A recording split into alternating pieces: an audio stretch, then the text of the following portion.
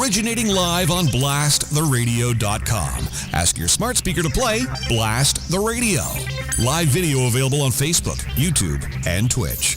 Email Lowell at blasttheradio.com. The number to call or text is 613-413-2217. And now, telling it like it is, here's Lowell Green. Thank you for playing my favorite Beatles song. My pleasure. Maxwell's Silver Hammer. You hardly ever hear that on mainstream radio. But to me, I think it's the best of all Beatles songs, honestly, even better than Hey Jude. It's tough to pick just one from a Beatles catalog, though, in fairness. It is. Yeah. Now, I have to ask you, by the way, I see that you're wearing your Lanark dinner jacket there. Yeah, g'day. G'day, how you doing there, Lowell, eh? It's for my friends in Pakenham out there at Shields, eh? Just wanted to say Now, g'day. I have to ask you, my understanding is, I don't watch SquarePants, or what is it? SpongeBob SquarePants. Right. Okay, don't even. But my understanding is that people who are toking up, that would be smoking marijuana, really enjoy SquarePants Bob, or whatever the hell his name is, because of the bright colors. Am I correct on this? Assuming that you would know a little bit about this. I understand that it's mandatory for anybody that's toking up. You gotta watch SquarePants SpongeBob. So. I would have thought mandatory viewing would be like Wizard of Oz or something. They like to put that together with a Pink Floyd album. The reason I ask is that, believe it or not, is now SpongeBob SquarePants, or whatever the hell it is now the target of the cancel crowd. Apparently, a good number of episodes of SpongeBob SquarePants are being taken off television. They're a danger to society.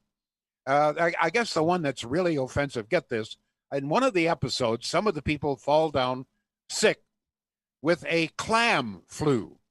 And according to the really good people, this could very well provide a trigger and really start people really, mourning over the fact that they had COVID themselves. So no more clam flu on SpongeBob SquarePants. You might as well laugh as cry, okay? Because God knows there's plenty to cry about. Oh, my goodness. Aside from the destruction of SpongeBob SquarePants, it's hard to know where to begin today. Right. I mean, honest to God. Where do you start with trying to figure out what abuse of us Canadians being held hostage in a vicious game of stupidity and incompetence do we discuss first? Okay, which one of these egregious acts do we discuss first? What makes us the angriest? What makes us the maddest of all of the things that are happening, including poor old SpongeBob? Okay, now there's any number of things, and I'm just going to go through a few here, and some of you people hopefully can elaborate a little bit here. One of the things that's really got my shorts in a knot. This is unbelievable. The fact that here in Ottawa, 16-year-old healthy Aboriginals, even those living in the luxury of Rockcliffe, they will be getting their second vaccine shot, while there isn't nearly enough vaccine to supply tens of thousands of seniors with their first shot. So if you are Aboriginal, Métis, or Inuit, living in the city of Ottawa, we're not talking about on reserves where there may be some justification, because many of the of Aboriginals who live in Ottawa are quite well off. They're government employees, et cetera, et cetera, et cetera. So many of them, there's certainly most of them not living in poverty, that's for sure. But if you're 16 years old and can claim Aboriginal status, you've already had your first shot. Now, next week, you can get your second shot. Meantime, we've got hundreds of thousands of people in this city unable to get their first shot, including, by the way, thousands of people age 70 and over. Now, if that doesn't get your socks in a royal, I don't know what will. I mean, this is just, I don't care how you slice it. I don't care what race you may be. It is wrong that a 16-year-old healthy young man or woman can get their shot before an 80 or 90-year-old person, or even perhaps more egregious, the 16-year-old healthy Aboriginal will get their second shot before those who are frontline hospital workers can get their second shot, and in some cases, before the hospital workers can get their first shot. Strictly on the race, not of necessity or risk, but on the basis of race. That's not what this is supposed to be. Now, that's got me enraged. Apparently, most people really aren't all that concerned. That's up to you. Okay, if that doesn't concern you, how about the fact that once again, we poor suckers, we poor innocent Canadians being used as pawns in this game of stupidity and incompetence are being told once again we're going to have to go into some form of a lockdown. So we're going to have to go into a lockdown, more isolation, more of our seniors locked in their tiny rooms in long-term care, unable to see friends or relatives, more businesses going out of business, more isolation, more economic disaster, et cetera, et cetera, et cetera, et cetera, all of the above, because we can't get vaccines. I don't know if you're aware of it or not, but Monday morning, Ottawa received 12,000 vaccine doses. So immediately, I think it was at 8 o'clock in the morning, people were allowed, over 70, age of 70, were allowed to start booking. Within the first few minutes, all 12,000 doses were booked solid. So as a consequence, thousands of people couldn't get booked. So the next day they phoned, I'm sorry, there are no spaces available. What they really should say, because they don't have the guts to say it, we don't have any vaccines left. We've already administered or committed all of our 12,000, okay? That's it, 12,000 on Monday. And there have been no more since, at least apparently not. So what happens is, so on Tuesday morning, thousands of people phoned again, can we book? No, I'm sorry, there's no spaces. There's no vaccines left. Wednesday morning, they phoned, same situation, phone tomorrow. Phone tomorrow and phone tomorrow. And many of you watching and listening right now have gone through this and are going through it now. There are no vaccines available, and nobody knows when there are going to be any more in this city. If that doesn't get you upset. So, I know I'm coming back. Here are the 16-year-olds, perfectly healthy, 17, 18, 19-year-olds, perfectly healthy, already got their first shot, no lineups, no nothing, catered to, and they're going to be getting their second shot when people like my wife can't get the first shot. Thousands. This is wrong. Now, it's not just Ottawa. We have been told by Trudeau and others in the Liberal caucus that this is a great vaccine rollout. The big rollout, okay? We got millions and millions and millions and millions and millions. It's bullshit. Where are they? There are so few vaccines that in Toronto, as you know, they designated some very major so-called mass inoculation sites. One of them at Wonderland. Some of you have been there. Huge place. Lined up hundreds of people to administer vaccines. They've had to close them. Why? There are no freaking vaccines. There's no vaccines. So they've shut down all of these mass inoculation sites. And this is supposed to be in the middle of the great vaccine rollout. We get 12,000 for the week. We have a population of over 1 million people in Ottawa. This week we got 12,000, and that's it. When will there be more? Who the hell knows? And then just to compound it, if that doesn't get you upset, we're being treated like shit. Sorry to use, sorry to use the word, but that's it. We are being treated as pieces of dog turd. We're just dog turd to the health officials and the politicians. I'm sorry. No other way to describe it. We can't get you the vaccines because we screwed up. So as a consequence, you're going to have to pay. We're going to put you into another lockdown. We're going to make you lose your businesses, et cetera, et cetera. Why? Well, because we couldn't get you the vaccines. Tough, right? We're being treated like dirt, dog dirt. I'm sorry, but if you've got a different interpretation, I would surely love to hear it. Now, so not only that, but we are told, don't forget, even, excuse me, the old voice is giving out here. So we are told that we're going to have to, those of us who've been lucky enough, fortunate enough to get the first shot, we're going to have to wait 4 months. There's no data to indicate, and I've asked this 100 times, where is the data that indicates that there's any effectiveness left after 4 months? Because there's growing evidence that there's none, that there may be almost no effectiveness left after 4 months. Doesn't matter. So there we go. We have the CEO of Ottawa's Heart Institute, world famous, wonderful place. The CEO is so desperate, he is pleading. And by the way, I was on the Rob Snow show this morning, and Rob played a little clip of this, of the CEO, just begging Dr. Etches or somebody, someplace, to allow his staff workers to get the second shot. Why? Because they've all had the first shot, but it's been so long that now the effectiveness of the first shot is waning. And as a consequence, so far at the Heart Institute, 14 workers who've had one shot have already come down with COVID. And it's only going to get worse. So what does Dr. Etche? Now, I know a lot of people like Dr. Etche, but what does Dr. Etche say in response? Well, no, we don't think that it's a good idea to give even frontline hospital workers the second shot. No, it's better to stretch this out. Stretch it out so that we save Trudeau's ass.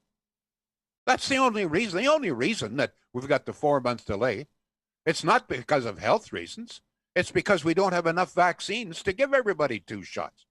Because, you see, in order to give all of us 2 vaccine shots, which is what's required for full immunization, this is what the manufacturers recommend, is 21, 28 days. But in order to do that, in order to do what we are supposed to do, with which all of the science says we should do, it would require somewhere between 60 and 70 million doses. Hey, there's almost 38 million people in this country. If we vaccinate 30 million people, that means 60 million. If we vaccinate a few more, it means 70 million. So we need somewhere between 60 and 70 million doses in order to give everybody 2 shots. This seems to be lost. So when Trudeau talks about, oh, geez, we got 5 million doses coming in. Yeah, when?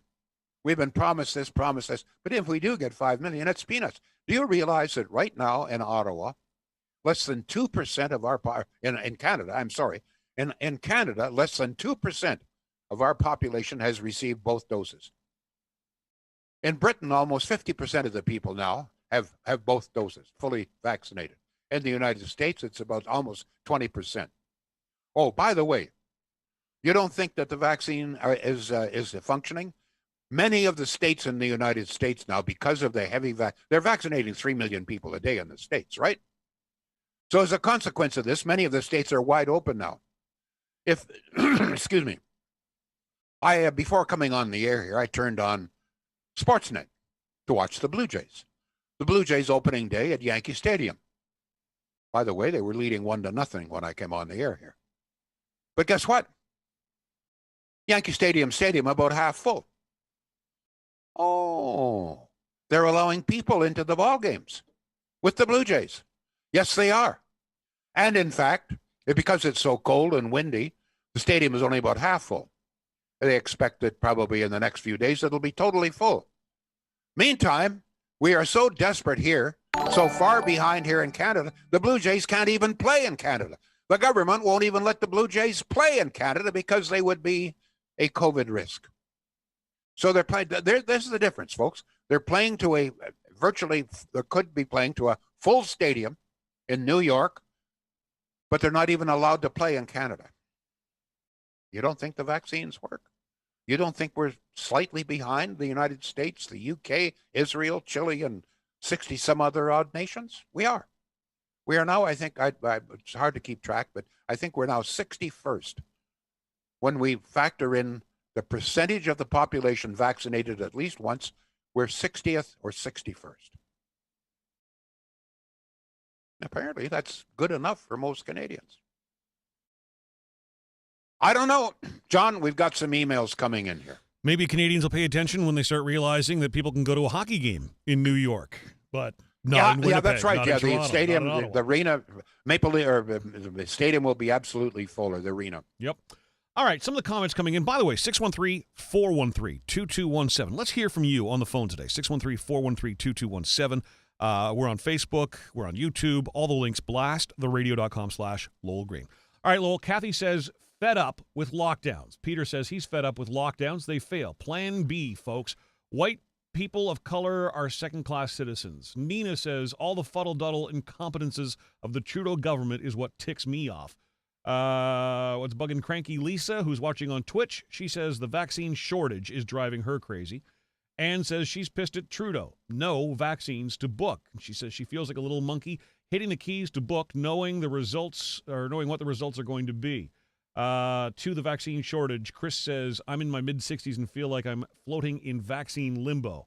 Chris says, my friend that's 32, Métis, getting their second shot next week. And Lisa says, my dad got his first shot yesterday, Pfizer. The only thing is, Pfizer recommends the second shot within 21 days after the first. Immunity will be reduced past 21 days. Some of the comments flowing in for the show today.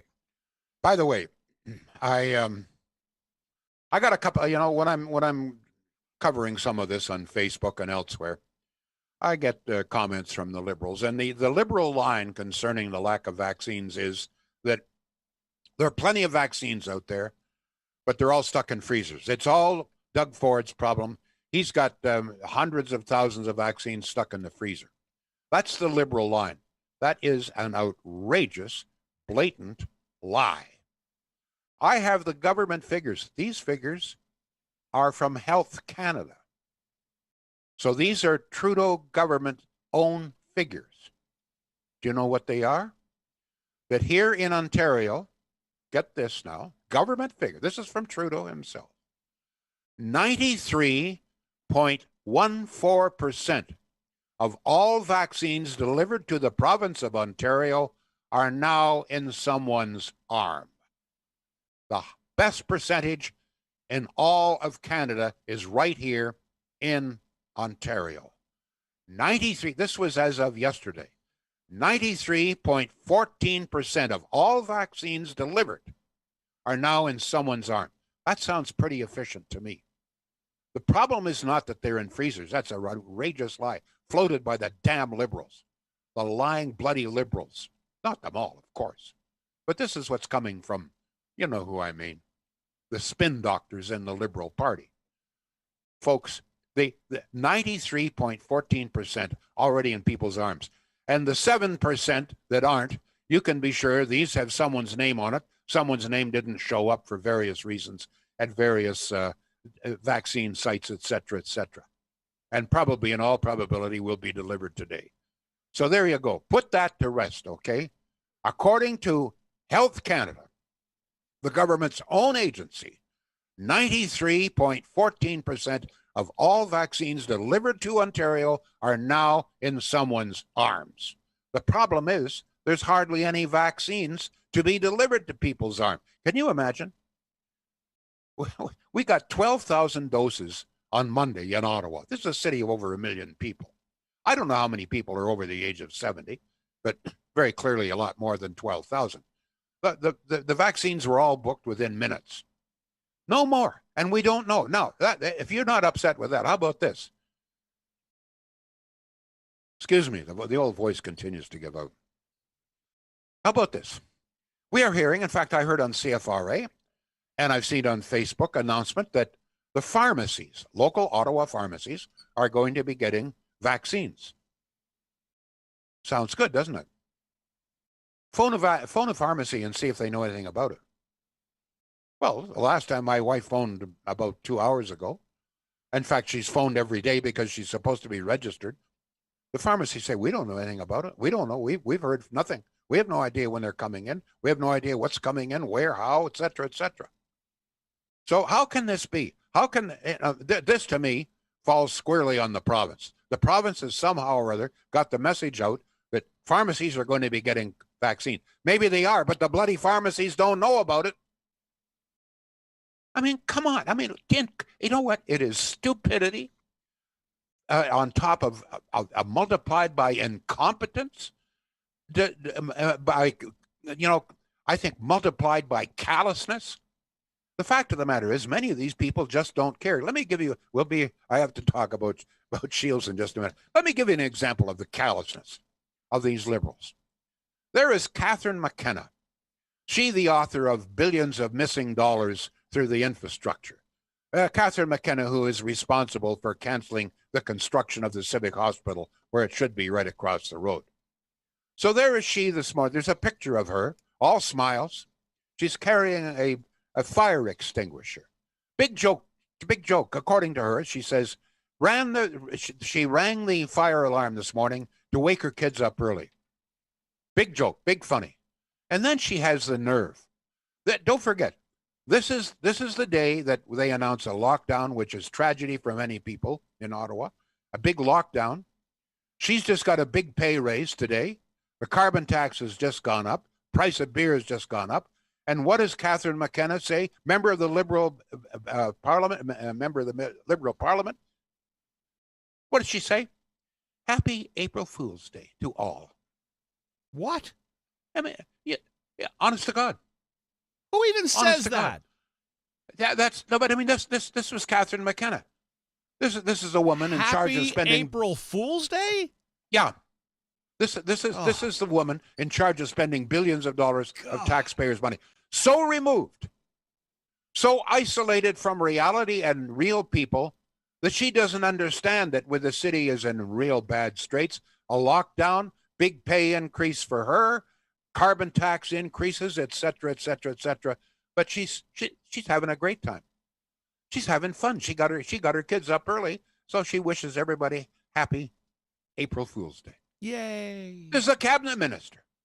One of the senior cabinet ministers. Beautiful, eh? Callous. Well, I better be careful here, okay? Very clearly, has no idea what the hell's going on. John, I've got to get a word in here for my good friends at Shields. As I told you yesterday, the government rebate program on appliances ended yesterday. I want to thank, apparently a good many people took advantage of it. They took my advice. I hope you save some money. If you save some money, you can send me $1 of it. That'd be great, much appreciated. But don't forget, whether there's a government rebate or not, nobody can beat the prices at Shields up there in Pakenham. I mean, let's face it, they're in Pakenham. They don't have the big showroom like a lot of other places. They got a big warehouse, but it's in Pakenham. So their costs are low. So folks, when it comes to price, because, I mean, let's face it, these days with the price of everything going up, price is very important. You will not, I challenge you to try and beat, even with the big box stores, try and beat Shields for price. I don't think you're going to be able to do it. And I'll tell you this, you'll not beat them when it comes to service, selection, and they're right there in stock. They'll have it delivered to your house. John, we've got some more text coming in here. Yeah, and it's not often that I want to, inject my own comment, but, what kills me is the spin on this. They use percentages. I can deliver 5 shots to people and come up with 93.14%. I mean, that's just anyway. 613-413-2217. Thanks for your text, by the way. Kim says, I'm going full on sign carrying activist. Stop the lockdowns. Vaccine the vulnerable. Chris says, well, actually, this is a good question. Chris wonders, has Trudeau gotten his vaccine shot? Do we know that? I don't know. I have no idea. Hell of a question. Peter says, we have useless governments at all levels in this stupid country. I'd move to the U.S. and never come back if I had a legal way to do it. Kathy says, has anyone ever thought to think that Trudeau failed on the vaccines because he has an agenda? Okay. Well, no, Trudeau failed. I mean, I thought by now everybody understood. What happened was, and I'll go through this again very briefly, he was courting a Chinese firm. He wanted the Chinese firm to come in and manufacture a vaccine at a big plant that he was going to build in Montreal.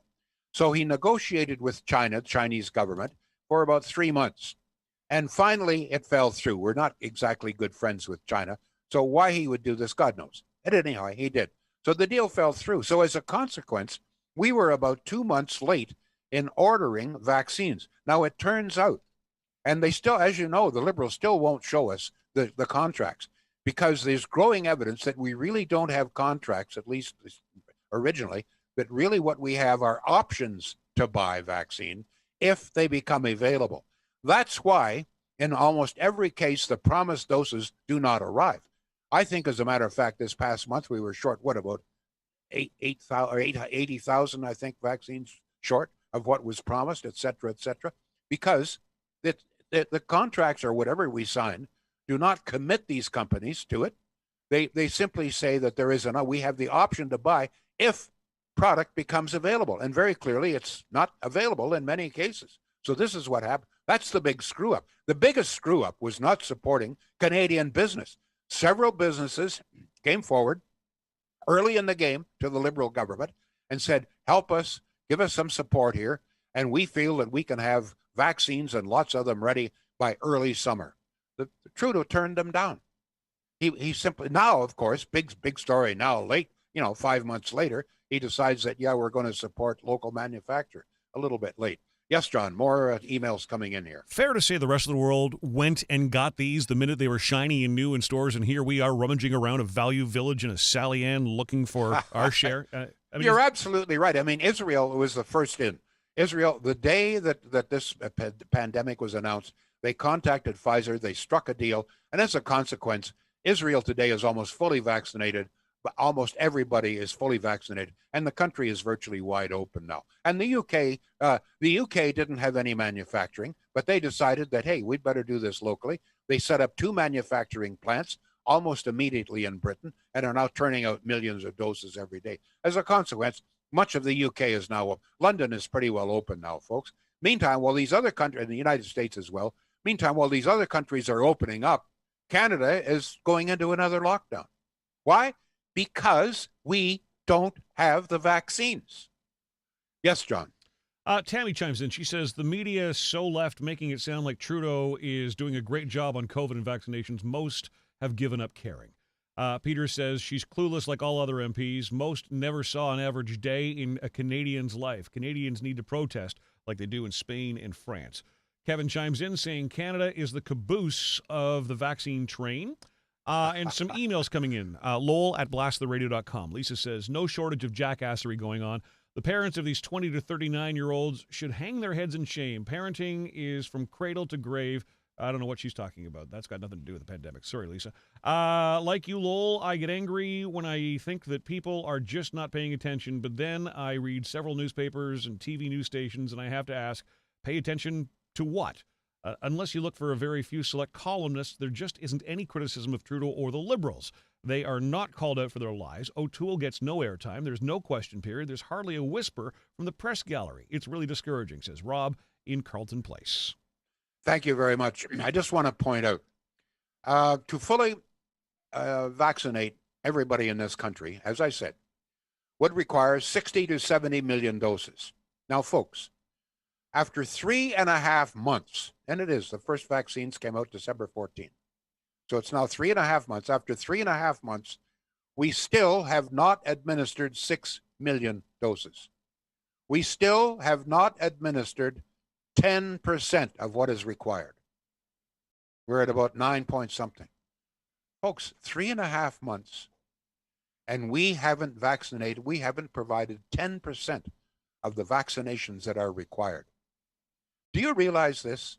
Every day now, the United States is vaccinating about 3 million people. In many cases, the second dose.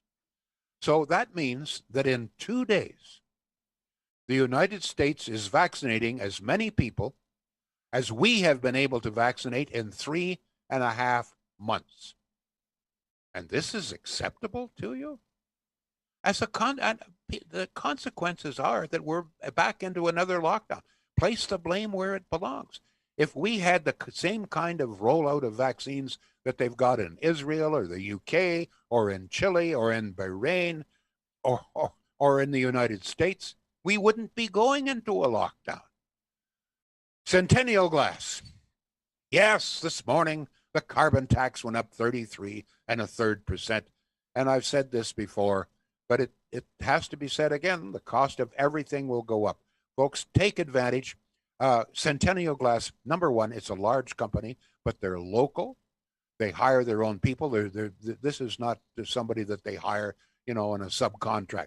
They don't believe in that. They take great pride. Their prices are very, very reasonable. They have to be. They're competing with there are a lot of companies competing with them. So their prices have to be very, very competitive. And they get a lot of business, particularly large businesses, hotels, restaurants, etc. I don't know if there'd be any restaurants left after this, not likely. But at any rate, what I'm saying to you is that because they've got to be so competitive, the prices are very competitive. The workmanship is second to none. Top-notch workmanship, great pride in that workmanship. Centennial Glass, Industrial Avenue, here in Ottawa, and in Renfrew. John, we're pretty well right out of time. Yes, we are. I want to thank everybody for caring enough here. Folks, this is not good enough. 60th, 61st.